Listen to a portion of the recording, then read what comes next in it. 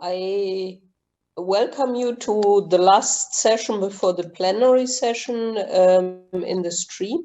We will talk in the next, let's say, 1 hour about bio-inspired biological and smart materials for boosting nanomedicine. And it's my pleasure to introduce the first speech, which will be on engineering responsive nanoparticles and devices against biofilm infections by Professor Georgios Sitorio from the Karolinska Institute. We are interested to hear what you have to say. All right, let me just put up my share screen. All right, thank you so much for your kind introduction. It's really a pleasure, and I would like to thank the organizers for giving me the opportunity to present part of our research in this exciting conference. And today I will just give you a small overview on the work that we are doing about coatings on surfaces against biofilms. So first, I would like to start actually by thanking all the people that are in the lab and they are doing all these experiments. This is my group, and with bold type font here, we have the people that have whose work I will be showcasing in the next presentation, in the next few minutes, and of course the funding agencies that have supported this research. So our lab is based in Stockholm, in Karolinska Institute. This is an aerial map of both the instituted site as well as the hospital site. And our building, actually, the research building that we are located is placed in physically in the hospital campus that really facilitates interactions with clinicians and medical doctors, trying to identify areas where materials and process engineering can offer innovative solutions. So in my lab, we focus on three major columns. The first is diagnostics. We do both diagnostics for in vitro bioimaging as well as in vivo bioimaging, and not only imaging, but also extending these luminescent particles for biosensing. We have a very strong line against, for antibacterial medical devices against bacterial infections, both as coatings on implants, for example, or on other medical devices, but as well as for skin infections. And finally, we are utilizing some of our expertise on developing nanoparticles as drug nanocarriers, and more specifically for biological drugs. That is a very hot topic at the moment. A major interest of our laboratories are bacterial infections, and we try to focus our expertise and energy to address this pressing medical challenge. And the reason to do that is because specifically bacterial infections are sometimes very difficult to treat, and because of the unique ability of bacteria to adapt to their environment, this has led the last decades to the emergence of antimicrobial resistant strains. And it is predicted actually that in a few decades, the deaths attributed to antimicrobial resistant will reach approximately 10 million deaths per year, really overpassing any other major disease that we have today. Surprisingly, when you look at what has been done in the literature about nanomedicine against cancer or infection, we can see that even though there is a lot of papers every year coming out against cancer with nanoparticles, if we just substitute the keyword cancer with the keyword infection and nanoparticle in the Web of Science search, we see that we are actually approximately a decade behind when it comes to research output and in publications for nanoparticles and infections. This is a major disadvantage. On the other hand, we have also to look at the positive aspects, which means that we have actually vast literature to learn and exploit from the cancer nanomedicine field. Now, moving on more specifically to biofilms. Biofilms are basically colonies of bacteria that grow all together, and they like doing that on the surface of many medical devices, for example, in urinary catheters or other catheters, as well as on the surface of medical implants. And the problem of these biofilms is that they cause persistent infections, and they increase the hospitalization of many patients and resulting in huge costs, and very often when it comes to implants, replacement surgeries. So there is a pressing need to find ways that do not capitalize on antibiotics and prevent or fight biofilms. There was a very nice review a few years ago that summarized the strategies that we can use to fight biofilm infections. And I will not go through all of these different examples, but I would just like to focus on two. So first of all, we have the smart surfaces that we can modify the surface of a medical device to be responsive to specific stimulus, or we have physical removal of the biofilm by external forces. And in the remaining of the presentation, I will show you some combinations of these two different modes of actions against biofilms. We do these functional coatings using flame aerosol nanoparticle technology. We basically have a liquid precursor solution that we combust, we atomize, and we burn, and the resulting nanoparticles are then deposited on any selected or desired surface that we wish through thermophoresis. By careful selection of the nanomaterials and the particle properties, we can make inherent antibacterial nanoparticles, such as, for example, of course, antibacterial nanosilver. We can also make stimuli-responsive nanoparticles, such as plasmonic or magnetic, if we wish, hyperthermal nanoparticles. And finally, we can also deposit different types of photocatalytic nanoparticles. And the reason why we choose these different strategies is because we want to explore both the inherent antibacterial properties of nanoparticles, as well as stimuli responsive with near-infrared light or with visible light in this case.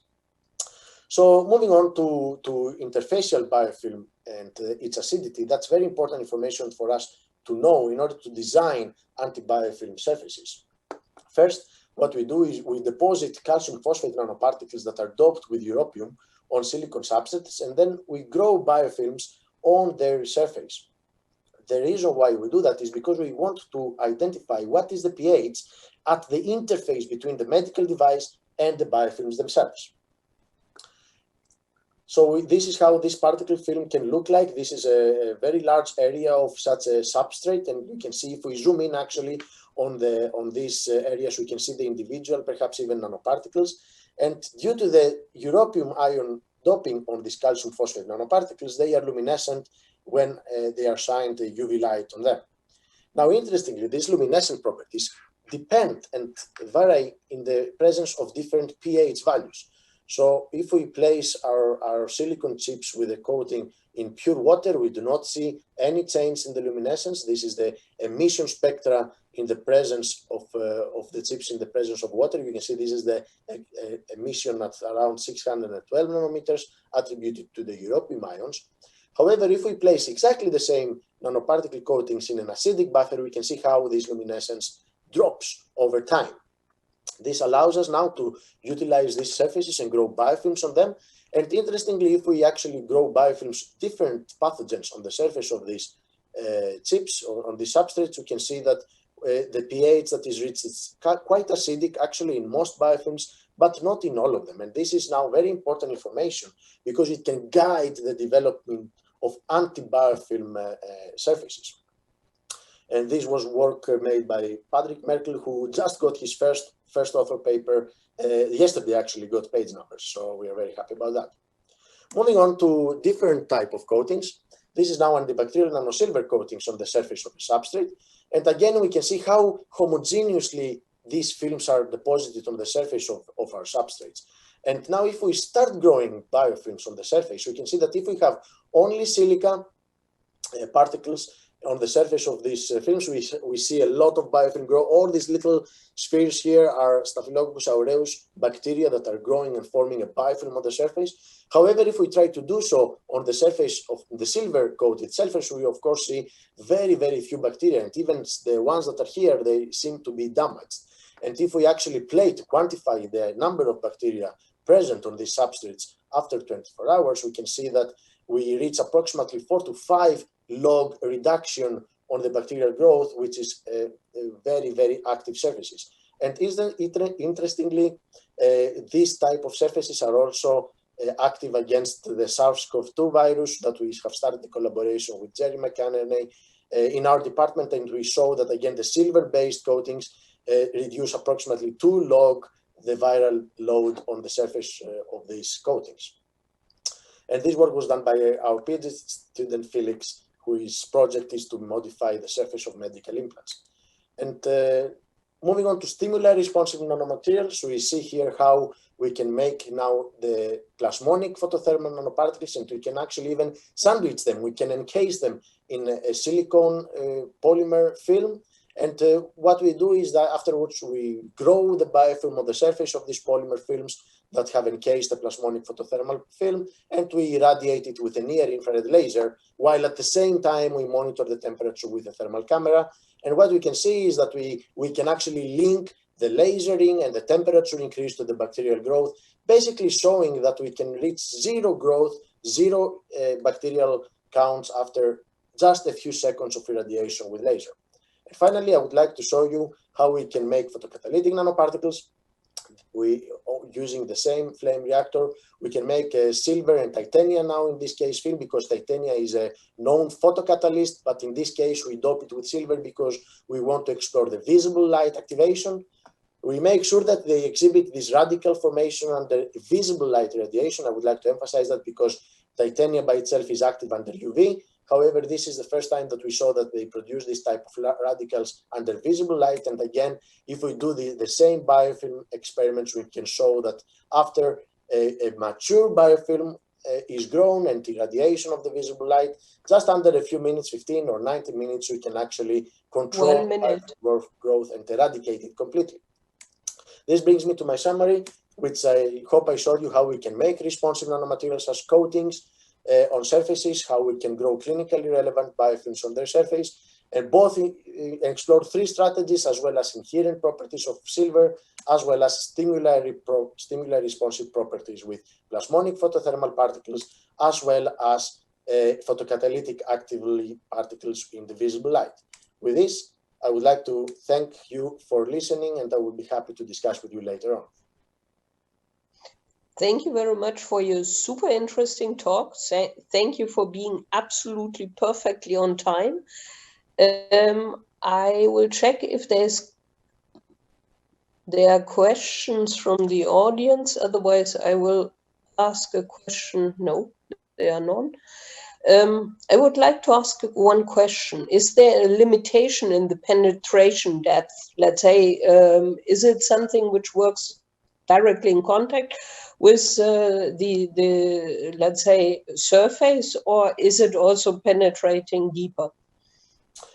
Are you referring to the biofilm growth on the surface of these materials?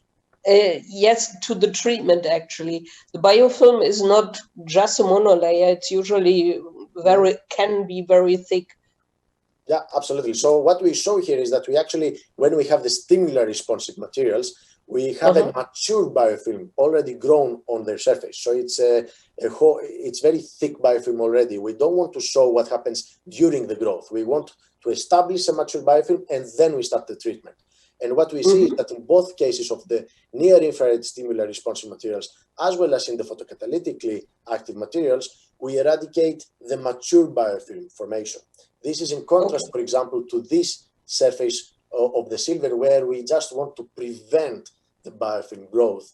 I think this is the major distinction between the two different ways, because it is much more difficult to destroy a mature biofilm rather than inhibiting the growth of a biofilm. Because if it's mature, it has already developed, and it's very hard to kill, actually. So the fact that these surfaces can eradicate an already grown mature biofilm is very promising for their potential clinical translation. I totally agree. If there are none other questions, let's say, from the other speakers, I thank you again for your talk.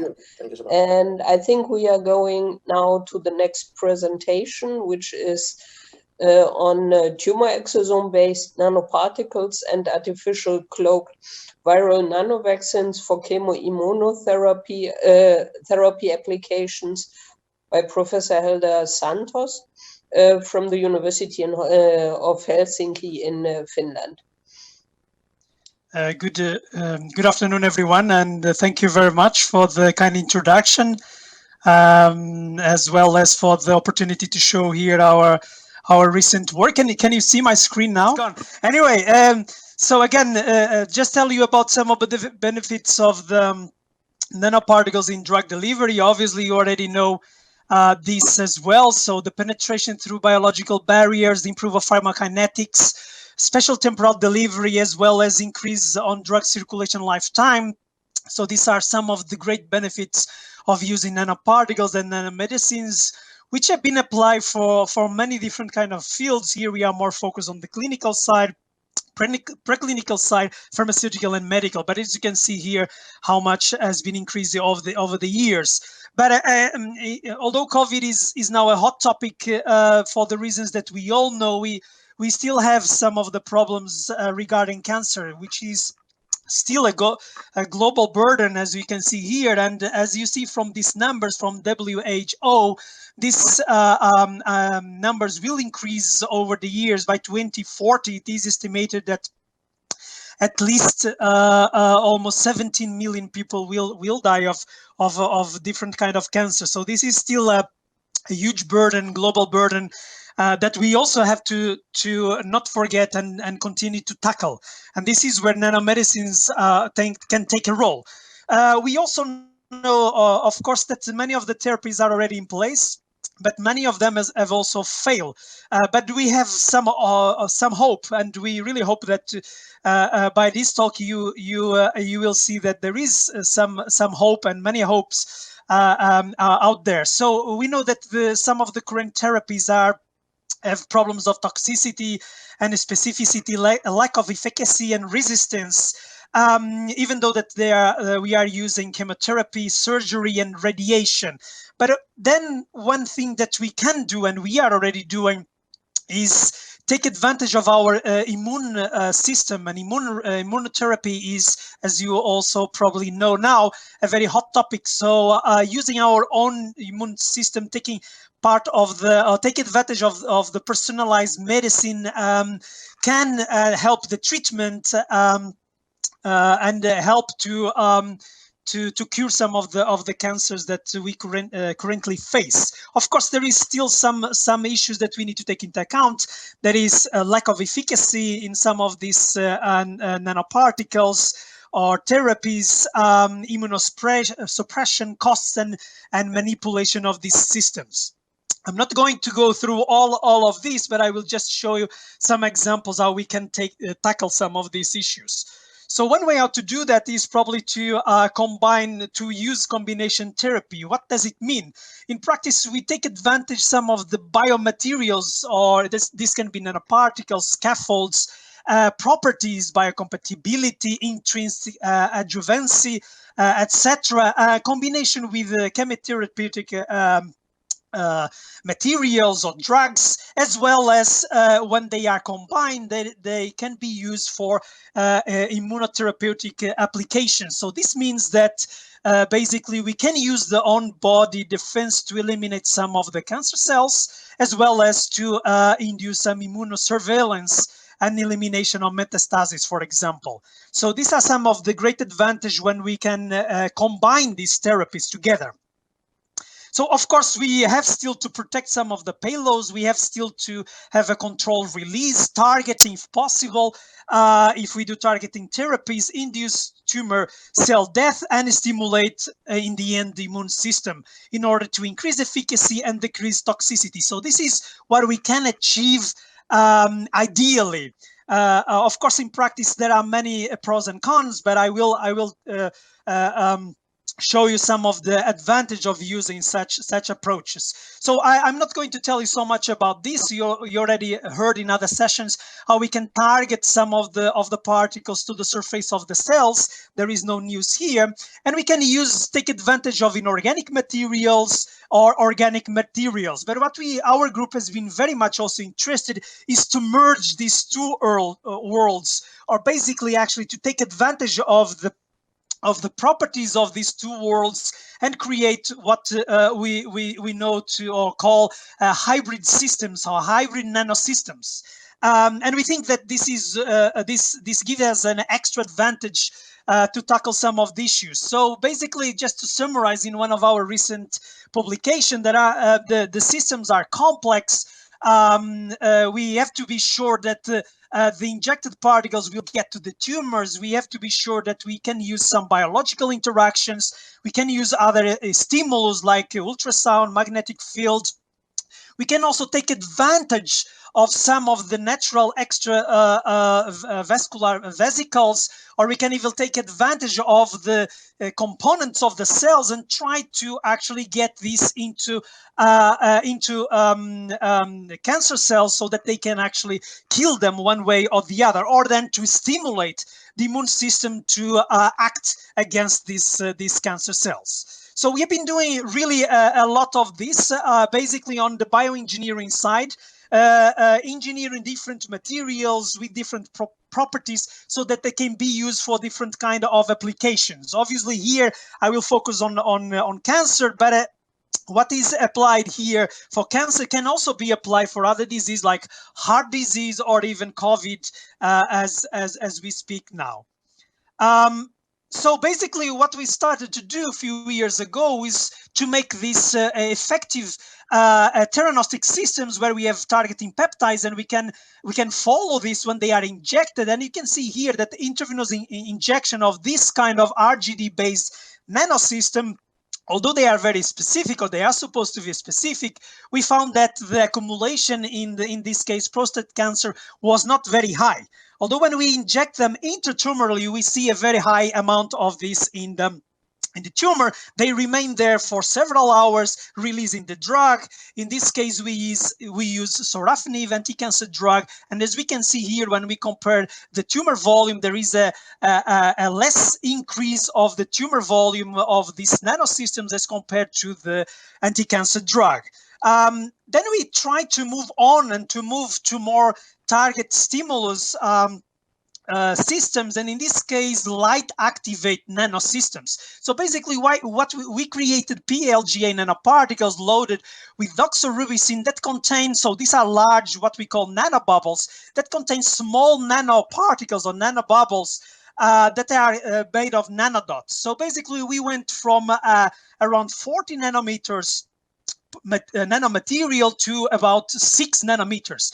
And we want to do this because when they are shined with NIR, we can actually, the small particles can penetrate deep into the tumor tissue, or at least that was our hypothesis. So what happens if we analyze, and if we look now to the cell viability studies here, you can see that doxorubicin we use as a model drug that has some effect, but we can get even higher effect only when you use the whole nanosystem plus the laser, and we can see accumulation in the tumor only when you use this kind of nanosystem design. So when we look into the tumor volume again and the tumor weight, you can appreciate by these pictures that the controls, and as we move down in this column, we see here that the most effective are actually this kind of combination of these materials with the laser, where we see a tremendous reduction in the tumor volume. And in some animals, we even got rid of the tumor. So this was very promising. And in this case, it was in a breast cancer tumor. So we thought that, okay, we can do it with one drug. Can we try to do it even with several drug combinations? As we know, there is the resistance of cancer. So we try to use an approach where we combine polymers techniques with inorganic particles, in this case, porous silicon materials. And we use the microfluidics technique to assemble these kind of systems and actually to incorporate 3 different drugs in this system. So I don't have time to tell you so much about how we did it, but let me go to the animal studies, probably more important.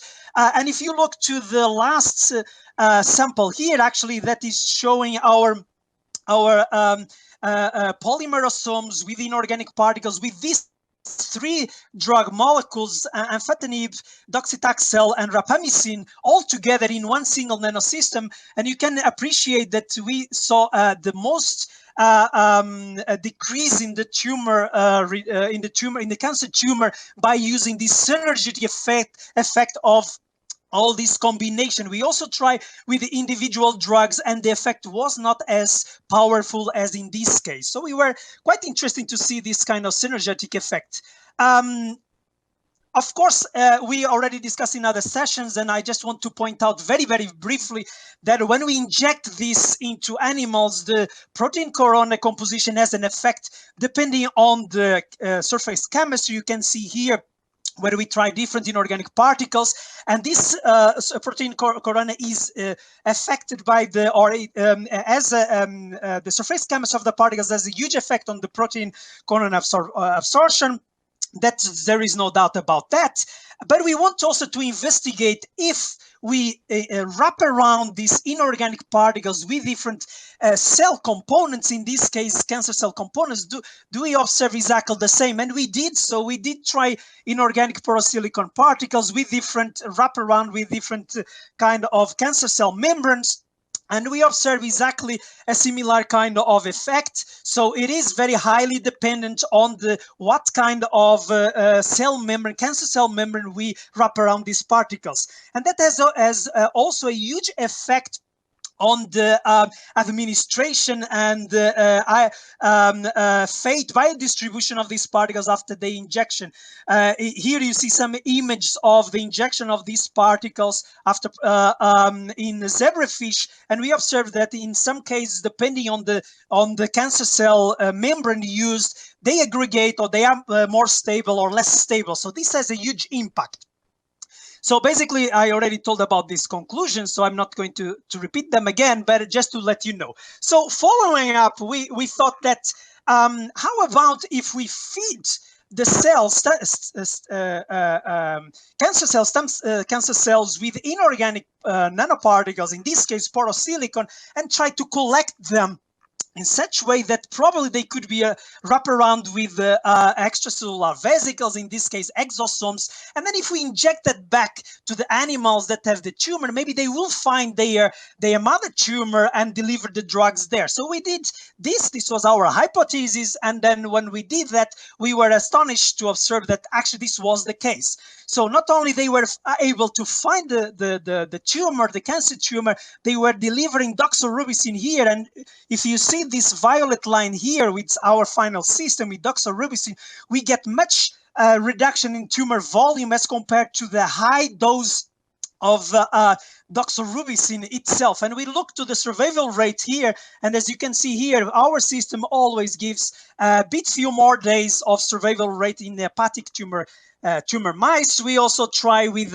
other 41 tumor mice as well. The same effect was observed here, and a reduction in the tumor volume, and also an extension on the survival rate by combination of this system. And this was, of course, a very good news for us. Unfortunately, the yield of these materials, meaning the collection of these particles, is really tedious, and we get very, very small amounts. So we had to change our approach. So we thought that maybe we could think about something biohybrid nanovaccines. And in this case, we use a synthetic and a viral nanovaccine. What does it mean? We use inorganic particle as a core, and then we use a polymer layer wrapped around by a cancer cell membrane. The same idea is to use the viral and then wrap around with this cancer cell membrane. Why we did this, you will understand in the next slides. So the approach is simple. You have the inorganic particle or the viral particle, and then you just extract the cancer cell membrane and you wrap around these particles. So basically what do we have? We have this adjuvant. The particle acts as an adjuvant, and we hope that the cancer cell membrane contains the antigens that could stimulate the immune system. So we first tried in melanoma, aggressive melanoma, with and without checkpoint inhibitors therapy. So first, you can see here on the left side, and if we look just to the last of our treatments, you can see the nano system with the cancer cell membrane, and we got about 71% response, 71% reduction in the tumor volume as compared to all the controls. And of course, this was a great result, but we thought that we could do better. And by doing better, what we did is that we actually just add or just mix this nanostructure with the cancer cell membrane with checkpoint inhibitors, in this case ACTL-A4, and we actually jumped from 71% to almost 90% response. And of course, we were extremely happy to see this, and I don't have time to tell you so much, but we did all the efficacy therapy, all the tumor microenvironment analysis, where we check CD8, CD3, we check CD11's combination, tumor volume, as well DC population, and we always saw a much better development, a much better response when we use this kind of combination therapy. So therefore, we believe that this has a strong effect when it comes to the vaccination.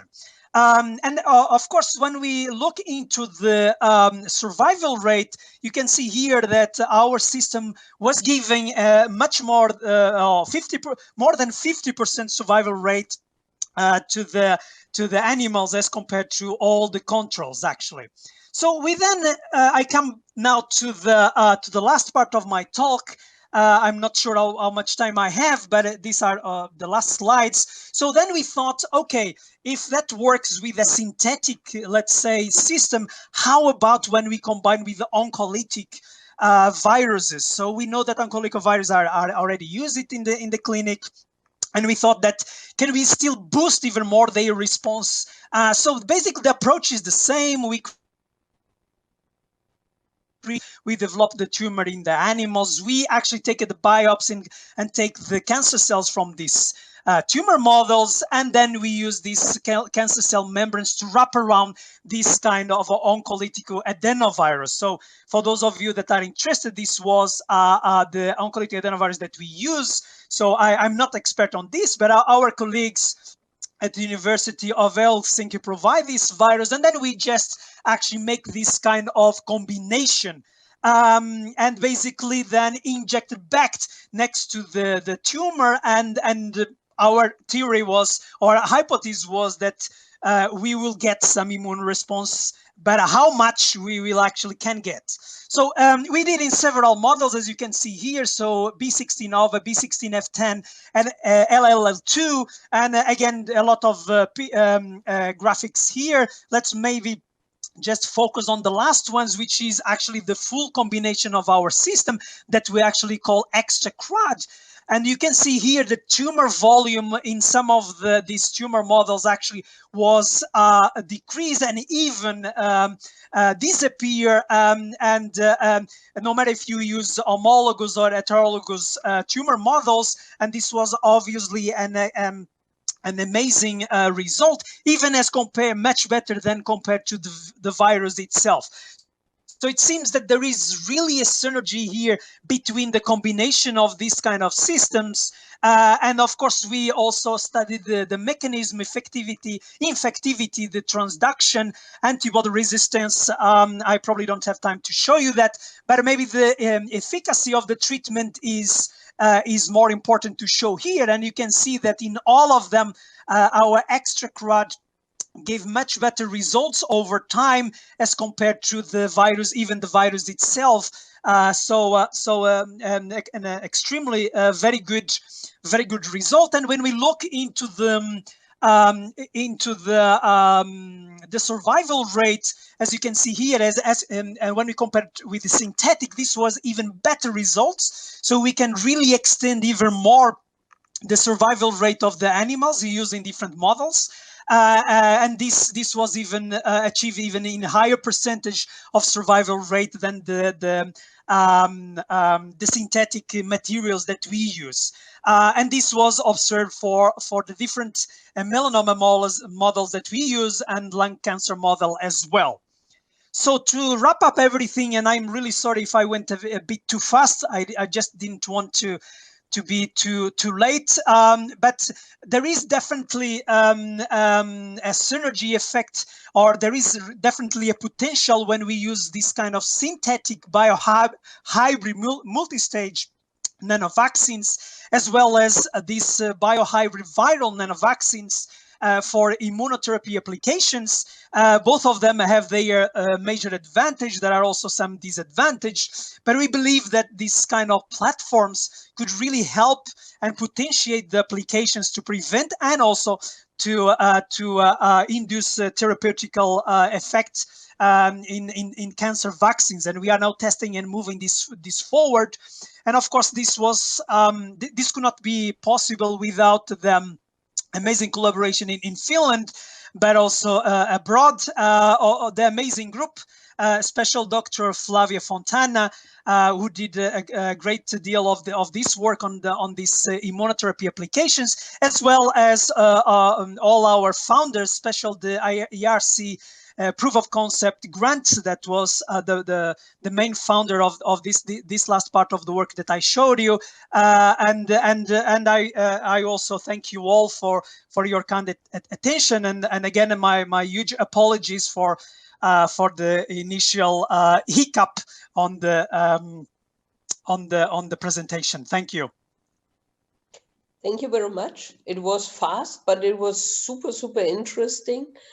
Unfortunately, we are running out of time, so I would suggest we are going to the next speaker and we take the questions at the end. The next speaker will be Bruno Samento, and on the topic of molecular bioengineered nanomedicine for targeted delivery of peptides in modulation of diabetes. We are looking forward to get your talk. Thank you. Okay, thank you very much. So good afternoon to all. We'll switch a little bit of topic now from cancer to diabetes, and I hope to be able to present some of our recent data that are focused on the development of nanoparticles for the oral delivery of anti-diabetic peptides. But just to to understand better the topic that we are facing now, diabetes is, as you know, is a very widespread disease, and we have roughly 10% of world population nowadays suffering from different kinds of diabetes. So it means that it's still urgent to have efficacy of treatments and better options in terms of treatments for patients. And we understand quite well why diabetes happens at the patients. We know that most of the pathology is related with the insufficient production of insulin or the bad use of insulin by our body, and we understand quite well the side effects and the consequences of diabetes on the human body. And if you look at the type 1 diabetes, we have very nice alternatives nowadays to control the symptomatology of this disease, namely by insulin shots, and also more recent therapeutic approaches involving cell and cell-based therapies and pancreatic transplantation, which are still not optimized according to our standards. And when you look at the type 2 diabetes, it's even better because we have lots of alternatives to treat or to control the disease, especially the quite brand new GLP-1 and GLP-1 analogs that are wonderful peptides that can have very nice performance in terms of control the disease. But we know that all of these anti-diabetic peptides have huge drawbacks. They are huge molecules in terms of size. They are hydrophilic molecules as well. So they need to have invasive route of administration, which is most of the time painful and impairs the patient compliance. So we look for non-invasive delivery systems that can be easy to administer to patients and can, on the other hand, simulate better the normal pathway of these natural molecules in our body. And when we look specifically to the oral administration, we have some very interesting scenario in the gastrointestinal tract that faces and is against the normal absorption of the regular drugs, namely the harsh conditions in the stomach and also the physical and the chemical barriers that we have at the intestine. So this is quite well known. So how do you think that we can overcome this? So we believe that using specific tailored nanomedicines with properties on the surface that could somehow overcome the mucus barrier, and on the other hand, that can also provide stability for the peptide payload, could possibly help us in terms of crossing the biological barrier and ultimately enhance the intracellular and intrasystemic bioavailability of these drugs. So the aim of the work that we are going to present you here is just to, in a very simple way, to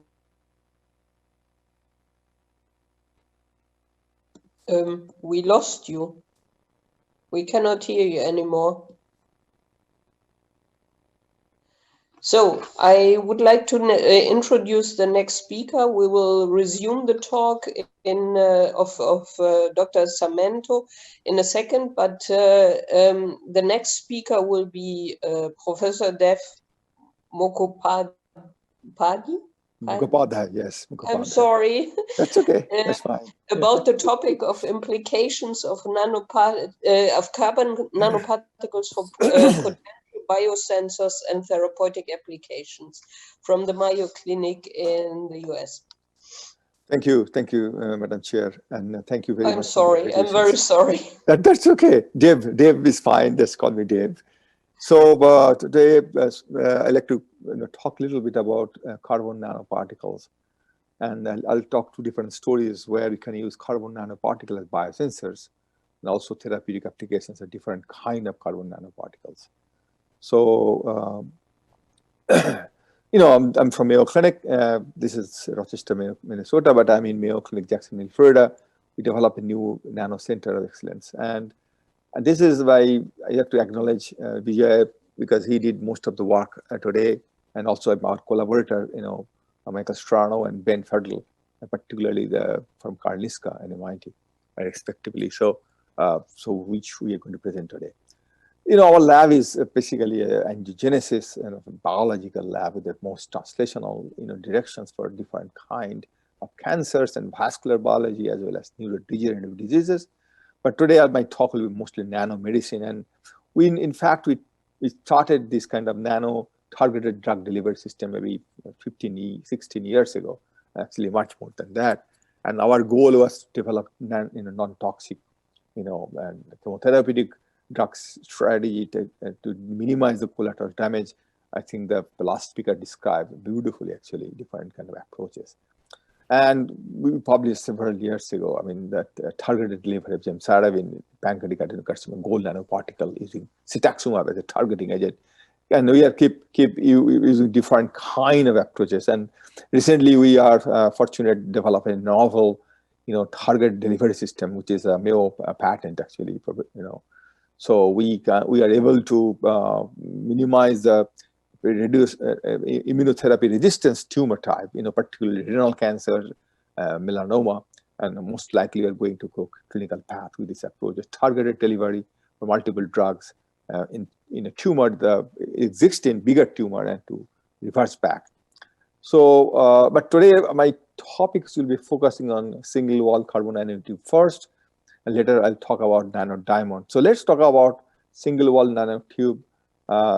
Basically, it's the single wall carbon nanotube. We partnered with MIT group, the Michael Strano group, which is one of the world leaders on this area. And basically, this is the wrap up kind of wrapping seat up in a single wall nanotube.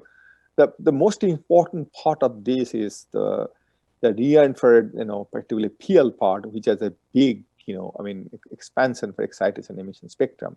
And that's why, based on the particular kind of chirality and what kind of covering up with this, single wall, carbon nanotube, what kind of wrap we do, they can change this PL. And that is the main issue here.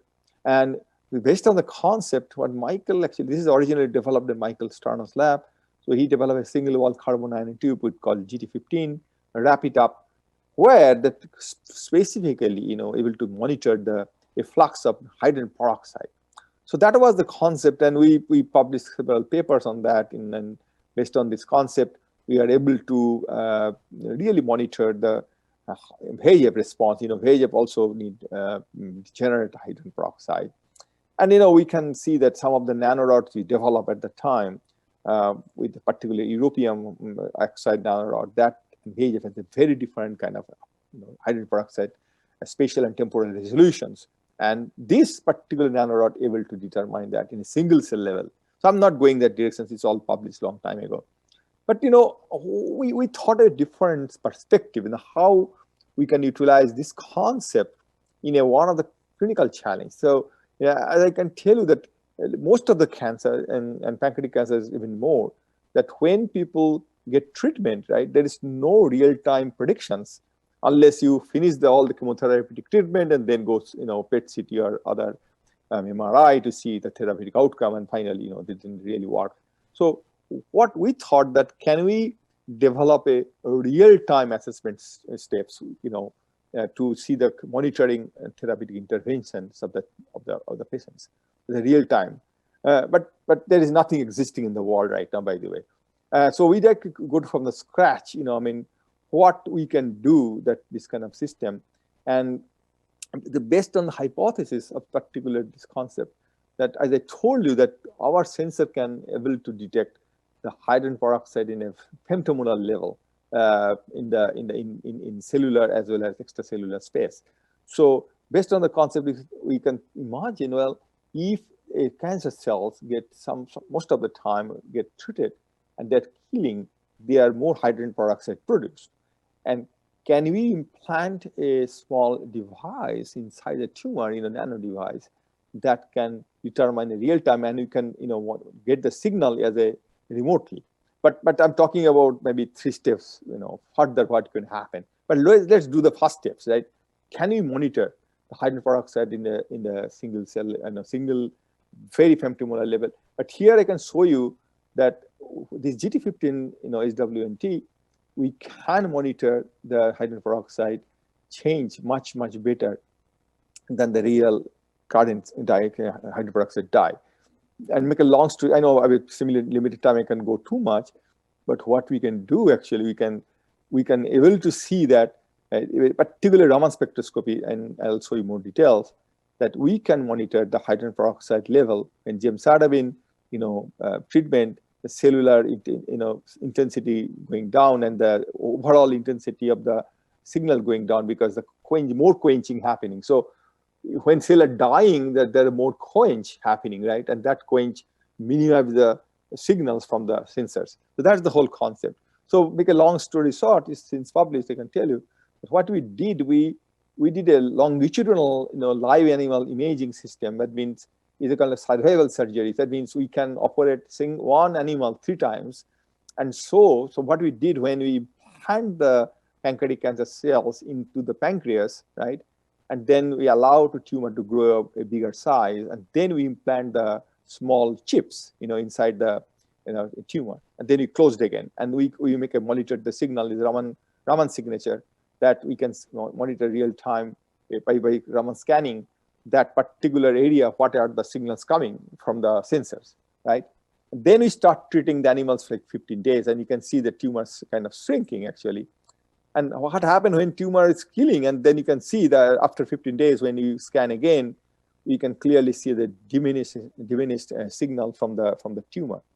And then we stop, therapy, and then now tumor coming back. Next following 2 to 3 weeks, we did again the scanning, and you can see now the whole, the PL signals coming back because less signature happened. So this is, what I'm saying, this is just very early stage of concept development, that can we monitor a real time, not like PET CT or something that which is usually go much later. So fundamentally that when we did the PET CT or other MRI imaging, patients already get drug resistance, and particularly pancreatic cancer, you have a minimal time to select the good drugs, right? So that's why we are thinking that approach. But again, this is a very initial step. We believe the proof of principle is working, but long way to go. Just to let you know that this is one thought we have.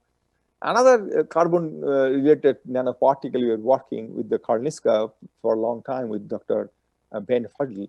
And the whole concept is, the carbon nanodiamond is a carbon nanoparticle, obviously. And their optical property, and it has a different kind of form. And I'll tell you that with Bent, we published a paper like last year, that when we do that, this nano diamond are able to complex with some of the drugs we published by other people. But these are non-toxic, and particularly this non-toxicity towards the macrophages and histopathologically, we showed that no abnormalities of major organs when you administer this kind of pegylated nanodiamond with other drugs, not only doxycycline and also other drugs. But recently, what we did actually, we conjugated 2 different drugs with this nanodiamond, and we published recently also this one. Here we can conjugate iridine and curcumin together in nanodiamond, and we did all the characterizations and clearly see that both drugs can be able to load.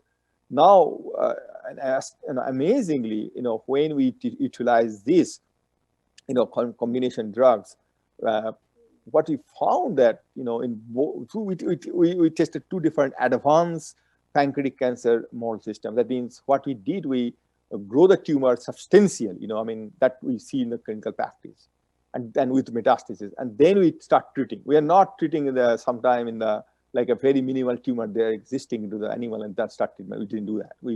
This is whole data. We just advance treatment strategy, and we can clearly see that nanodiamond iridine has a very good effect, and when you combine in the curcumin, even much better. And make a long story short, that what we found. 1 minute.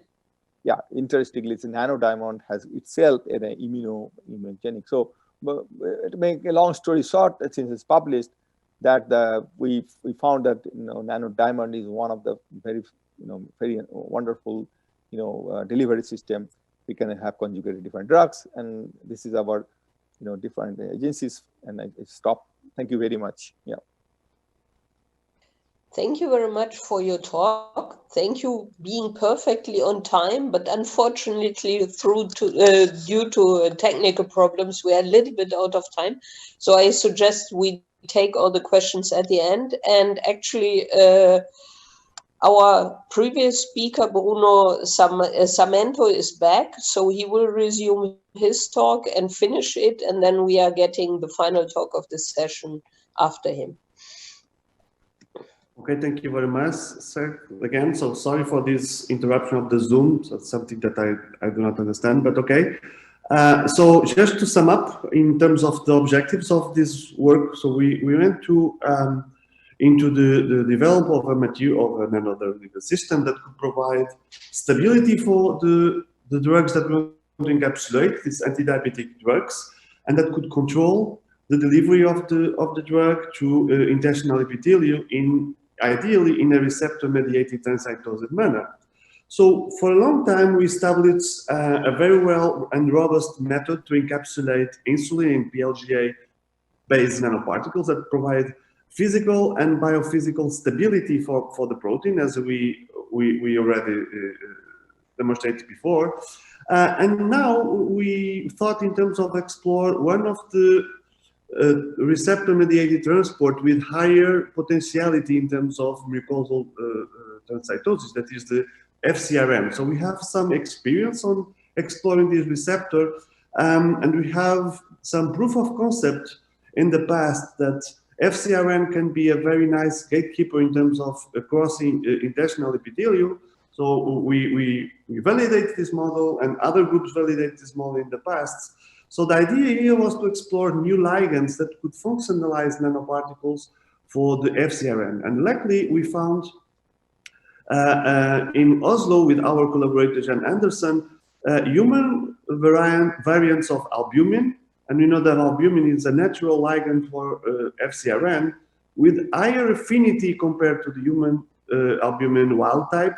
And this was previously demonstrated. So we thought in terms of establish a PLGA-based nanoparticle system that could be functionalized with a high-density pegylation layer to provide mucodiffusion properties of the particles, and on the top of it, functionalize with different albumin variants to modulate the transcytosis capacity with the FcRn. So we have a very straightforward method to produce these particles by double emulsion, with very nice properties in terms of physical chemical features regarding size and zeta potential, and very good values of association efficiency of the insulin on it. And then we also demonstrate that the binding capacity of the albumin variants that were previously demonstrated were kept when the variants were linked on the surface of the particles, acting as ligand moieties. We have three different variants in here. So we have a wild-type albumin. We also have a variant with less affinity to Fc receptor, that is the so-called Ka-HK variant. And also we have a high affinity variant, that is the Kp. And the trends of the albumin Fc receptor affinity were roughly the same when we use the variants themselves and the variants when entrapped or linked to the surface of the particle. So this is quite interesting results. So the particles were also able to retain the structure of the insulin when it was encapsulated, to have a very nice and homogeneous particles by, as you see, by electronic microscopy, and a very slow release in the early stage of the administration, which is also desired in this kind of administration. So then we demonstrate that using a cell-based assay in a human cell line that is overexpressing the human FcRn, that not only the albumin variants, but also the variants that were used to functionalize nanoparticles provide higher transcytosis capacity, especially for the Kp variant, that is the one that we expect more effect. Just for curiosity, we also attest very recently in a joint collaboration with European Space Agency the capacity of these nanoparticles being transcytosed by the intestinal epithelium under different hypergravity conditions. And interestingly, we see that using as a model, for instance, the albumin wild type, we see that no matter is the gravity of the experiment that they use, so simulating the different gravities that person can be placed, the permeability capacity is roughly the same. So it's a good clue in terms of normalizing the permeability of these bioengineering nanoparticles. So then we have an ex vivo proof of concept that's made in collaboration with Giovanni Travesco in MIT, where we use pig intestine, and we have exactly the same setup where we understand which is the transcytosis capacity of these functionalized nanoparticles, whether we use low binding or high binding ligands to the nanoparticles. So finally, we perform an in vivo proof of concept using a knockout animal, where we have this animal model that is overexpressing the human FcRn.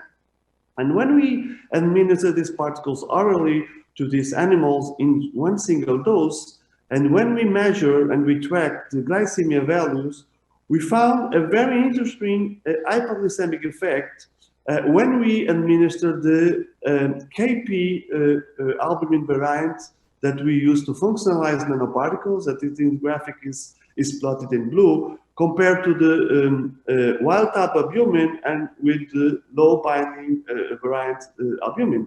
And this is very interesting results. We have an overall hypoglycemic response close to 20%, and the pharmacological bioavailability of insulin close to 6%, meaning that we are able to demonstrate the internalization capacity of these particles to the intestinal epithelium and reaching very interesting values in terms of bioavailability.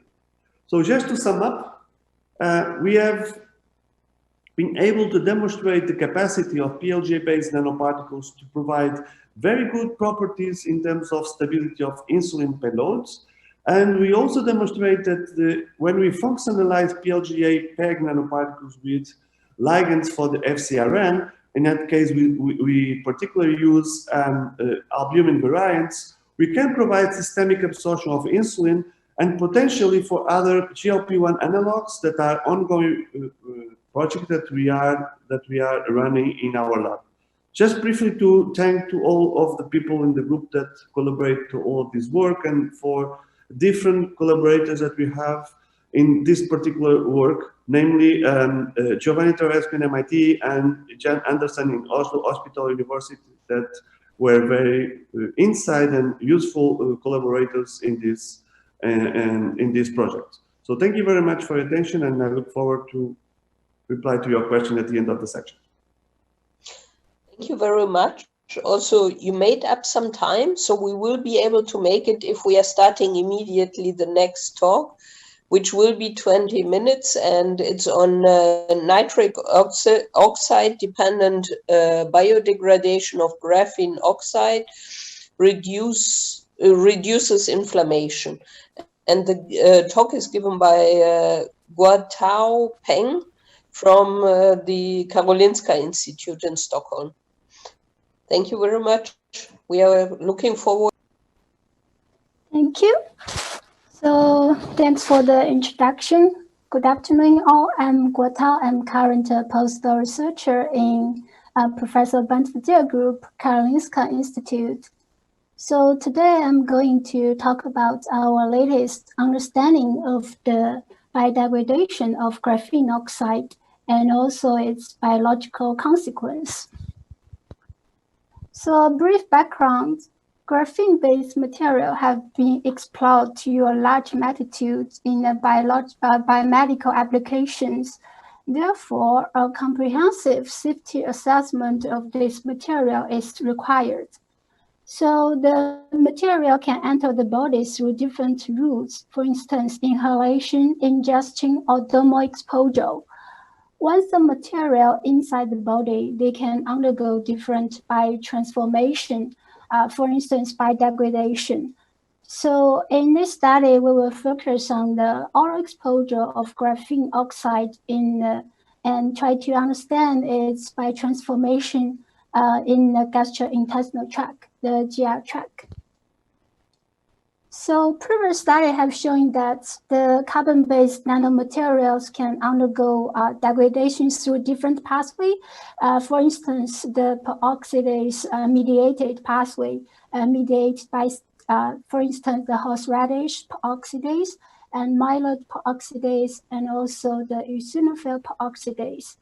On the other hand, the carbon nanotubes has been reported to be degraded through the peroxynitrate mediated pathway. So the peroxynitrate can be generated through the rapid reaction between nitric oxide and superoxide radical. And the nitric oxide can be synthesized through the inducible nitric oxide synthase, inos. However, there's no study previously had been investigated if the graphene oxide could be degraded through this peroxynitrate pathway. So therefore, we set out to investigate in our study first to see if the graphene oxide could undergo degradation in vitro and also in vivo. So in our study, we use a zebrafish model as our in vivo model. And we try to explore if this degradation is through the inos or anode-dependent pathway.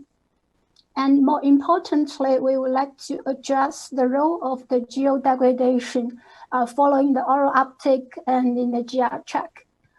So here we use two different approaches to block the inos.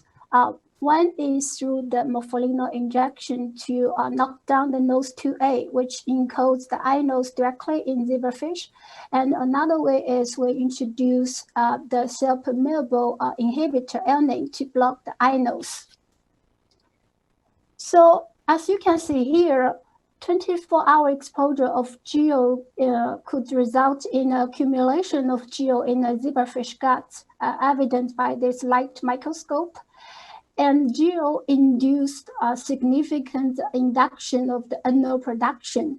And the two approaches we introduced to block the inos was able to suppress the NO production significantly.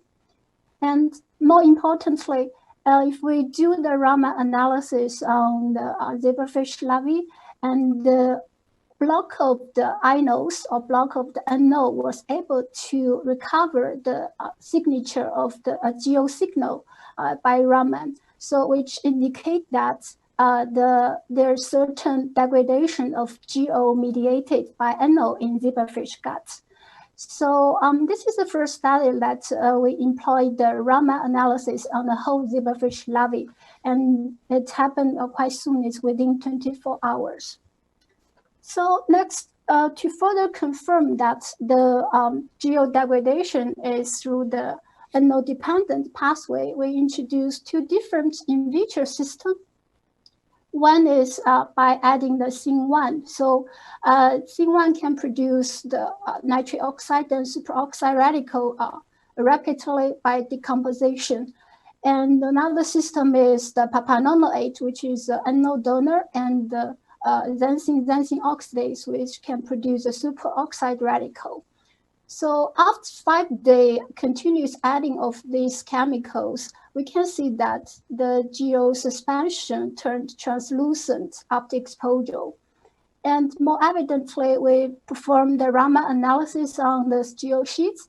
You can see here, after the treatment, the geo signal was nearly completely loose in the incubation, in the treatment. And so here we also performed some other control experiments, for instance, only at the xanthine and xanthine oxidase to produce superoxide radical. And we did not observe the similar phenomenon, which support that this is NO dependent. And also, if we look at the TM and AFM image, we can see that the SIN1 and papanoate system were able to change the morphology of the geo sheets as well. After the treatment, we see a lot of preparation in the geo sheets. So to further confirm our system is functionally, we monitor the NO and peroxynitrates real time by chemiluminescence assay and also fluorescence-based assay. So as you can see here, the papanoate, which is the NO donor, was able to generate a robust and very stable NO signal. And when we add the xanthine and xanthine oxidase, there's a decrease of NO signal, which was likely due to the rapid reaction to produce peroxynitrate. And on the other hand, the peroxynitrate donor SIN1 itself did not produce very significant NO signal, but instead SIN1 was able to generate the peroxynitrate in a time and also dose-dependent manner. So collectively here, we have clearly showed that the geo could be degraded in vitro and in vivo. And also this degradation is through a NO-dependent pathway. So we next try to understand the biological consequence of this geodegradation in the GI tract. So we use the transgenic zebrafish who express the fluorescence GLP under the neutrophil promoter. So which means the neutrophil here, they're labeled as a GLP protein. As you can see here, in the control fish and also the alanine, which is the inos inhibitor, the neutrophil was accumulated in the blood vessels. And when we expose the fish to the graphene oxide, we did observe certain numbers of neutrophil mitigating towards the GI tract. And interestingly, if in the presence of alanine, when we block the inos, we see more neutrophils infiltration to the GI tract, which means the blocking of the degradation triggered more inflammatory response in zebrafish.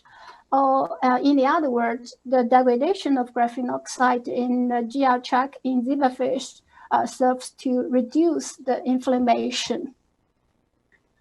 So to summarize my talk, we see that the geo could undergo NO-dependent degradation in vitro and also in vivo in zebrafish model. And the degradation of geo in zebrafish gut serves to limit the inflammation in the GI tract.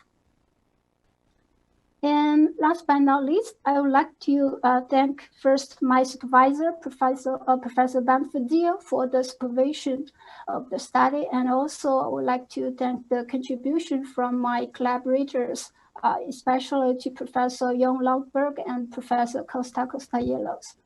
And this work was sponsored by Graphene Flagship. And I thank you for your attention.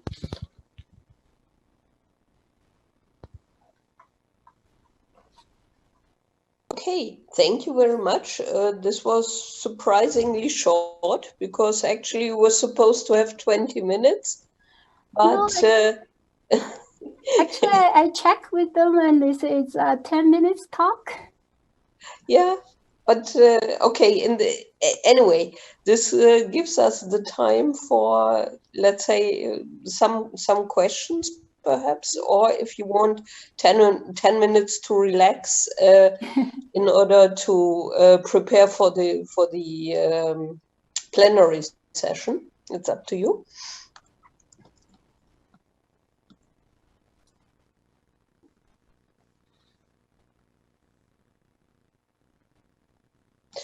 Okay, if wait a second, there were actually two questions, and I have a question myself while I'm looking to enter into the question part again. I was wondering about the wrapping of the, let's say, about the exosome approach. If when you are wrapping nanomaterials with for example, the membrane of cancer cells in order to induce an immune response, or if you're using exosomes, if the changes which for sure the membrane will undergo in this process, if this is somehow affecting, let's say, the response or the proteins or the composition of the lipids, something like that?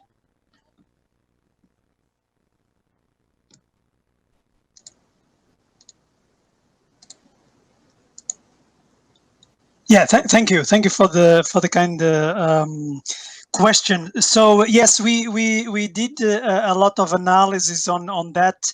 So in this Nature paper, they really the referees really made a lot of questions about the functionality, the structure, the compromise. Do we still have all the components there and so on? So as far as we were able to see and to understand, we have sufficient material so to induce a response. So if we can have more, or we could have